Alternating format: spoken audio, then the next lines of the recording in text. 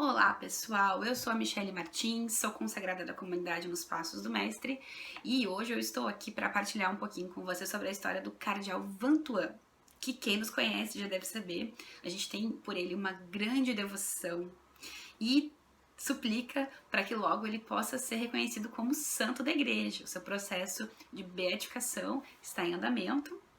Ele ainda não é santo oficial da igreja, mas nós já o temos como um grande amigo no céu. E nós vamos contar um pouquinho por quê. O Cardeal Vantuan, então, é um santo dos nossos tempos, um santo contemporâneo a nós. Vantuan, ele nasceu no ano de 1928, no dia 17 de abril, no Vietnã, na sua terra, por onde ele viveu todo o seu calvário também, na sua missão e o seu calvário. Ele era de uma família cristã, uma família de tradição religiosa, na qual já existiam muitos mártires, porque é um país marcado por perseguições aos cristãos. E, bom, o Vantuan pegou muitos anos de guerra no seu país, viveu na carne o sofrimento da guerra e da perseguição. Desde cedo ele tinha o desejo de se tornar sacerdote, assim o fez, caminhou, com 26 anos ele foi ordenado padre e seguiu na sua missão, foi trabalhar como reitor do seminário, enfim, né? E depois de um caminho ele também foi ordenado bispo. E com muita alegria, um tempo depois de ser bispo, ele foi nomeado como arcebispo coadjutor de Saigon. E lá ele tinha muitos projetos, uma grande missão pela frente. Ele tinha visualizado a formação do povo, a formação de novas gerações de leigos, e ele trabalhava com ardor, com amor em toda a sua missão. Porém, apenas uma semana depois que ele assumiu como arcebispo, a cidade de Saigon foi tomada pelo regime comunista. E ele, que já percebia esse movimento, né, já era visível que isso aconteceria, preparou o povo, preparou as vocações, fez um trabalho de resistência e de permanência da fé. O que ele não imaginava que ele talvez seria o alvo principal dessa perseguição. E poucos dias depois, então, de ser nomeado arcebispo, ele é levado ao Palácio Presidencial com uma desculpa e logo depois conduzido à prisão, sem nenhum julgamento, sem nenhuma condenação. Ele permanece 13 anos preso, 9 anos desses 13 anos em condições subhumanas, passando por diversas situações de tortura, sem enxergar a luz do dia, numa cela completamente úmida, sem poder ir ao banheiro, sem ter onde respirar. Ele permanece em isolamento, numa solitária.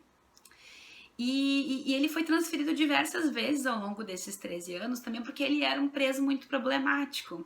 Ele era um preso que espalhava amor onde ele estava. Então, quando ele era tratado com ódio, ele respondia com amor. Ele era proibido de conversar, até mesmo com os guardas, o que normalmente não acontecia. Os guardas acabavam se tornando amigos quando não evangelizados, né? Ele ensinava línguas para os guardas, ele falava de Jesus, e assim ele fazia amigos em todos os lugares. Quando isso era percebido, acabava sendo transferido.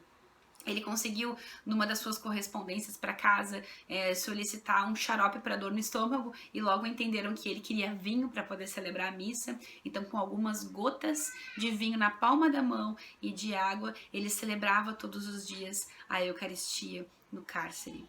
Também ele, sem ter a palavra de Deus, ele separava algumas das folhas que ele recebia para responder aos longos questionários que os seus algozes faziam, e algumas das folhas ele reservava e depois ele montou um pequeno caderno, né, um vademecum, como ele fala, para ter acesso à palavra de Deus ali, meditar e se nutrir da palavra de Deus com trechos que ele recordava. Então ele foi escrevendo e depois aquilo se tornava a sua leitura, o seu alimento na palavra.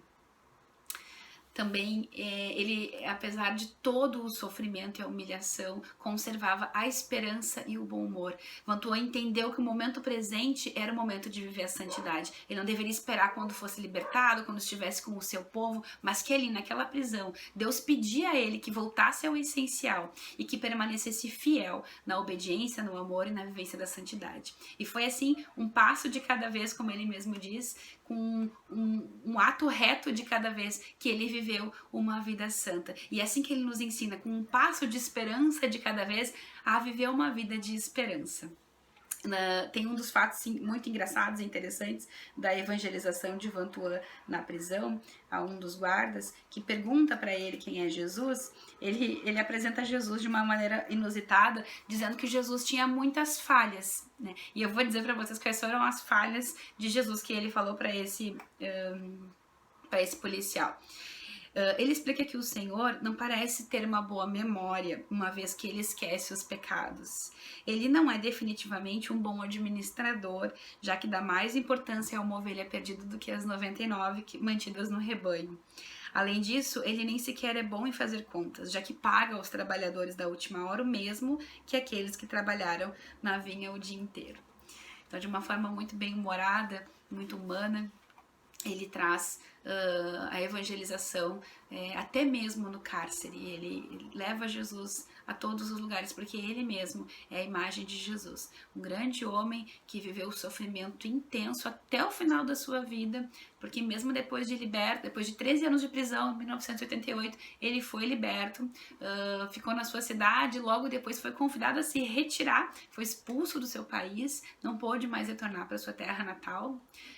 Porque continuava fazendo a caridade, o bem e respondendo com amor a todo o ódio que recebia. Então ele foi exilado, se exilou, escolheu Roma para viver, integrou o Pontifício Conselho de Justiça e Paz, primeiro como vice-presidente, depois como presidente, pôde colocar o seu testemunho de vivência da guerra, de vivência da perseguição, da prisão, e com isso trazer para o Pontifício Conselho da Justiça e Paz toda a sua verdade, iluminada pelo Evangelho. Foi responsável por fazer o compêndio da doutrina social da igreja, que ele também viveu na carne. E depois de todo... E ele com todo o direito de viver uma vida assim, silenciosa, talvez para se resguardar, talvez para se recuperar interiormente depois de tantos anos de sofrimento na prisão. Ele não escolheu ficar sozinho, mas ele escolheu permanecer no serviço e incansavelmente dava o seu testemunho e compartilhava a sua experiência de amor, de perdão e de esperança.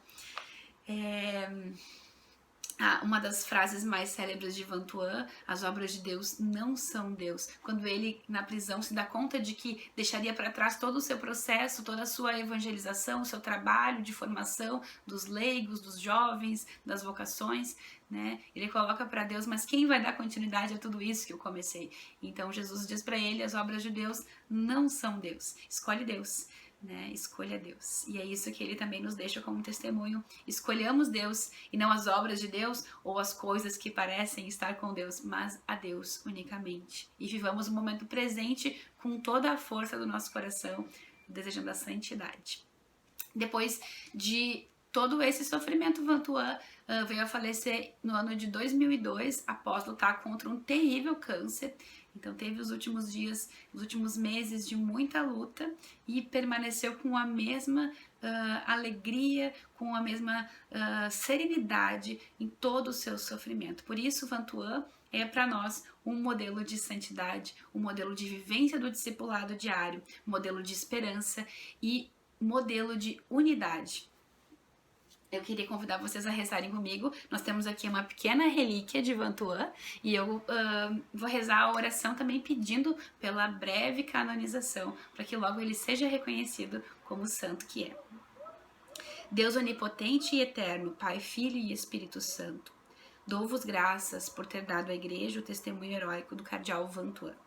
A experiência sofrida no cárcere e vivida em união com Cristo crucificado e sob a proteção materna de Maria, gerou um testemunho resplandecente para a Igreja e para o mundo. A sua pessoa amável e seu ministério episcopal irradiaram a luz da fé, o entusiasmo da esperança e o calor da caridade. Concedei-me agora, pela sua intercessão, segundo a vossa vontade, a graça que eu imploro na esperança de vê-lo o quanto antes, elevado à honra dos altares. Amém. Cardeal Vantuan, rogai por nós.